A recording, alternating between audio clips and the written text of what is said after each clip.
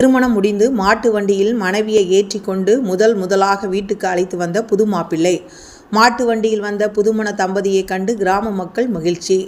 கோவை பொள்ளாச்சி அடுத்து கிணத்துக்கடவு சொலவம்பாளையம் பகுதியை சேர்ந்த அங்கமுத்து கௌசல்யா தம்பதியர்களின் மகனான சஞ்சய் வினித் என்பவருக்கு கோவை சரவணம்பட்டி பகுதியை சேர்ந்த கோபால்சாமி சாந்தி தம்பதியரின் மகளான தாரணிக்கு பெரியோர்களால் நிச்சயிக்கப்பட்டு இன்று காலை கோவை கண்ணாம்பாளையத்தில் உள்ள பழனி ஆண்டவர் திருக்கோவில் திருமணம் நடைபெற்றது.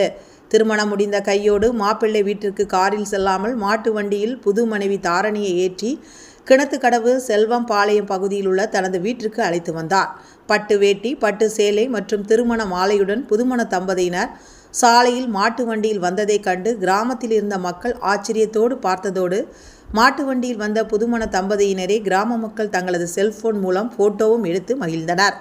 சொகுசு கார்கள் இருந்தாலும் தான் ஒரு விவசாயி என்பதை உணர்த்தும் வகையில் புதுமண தம்பதியினர் செய்த இந்த செயலை பலரும் பாராட்டி சென்றனர்.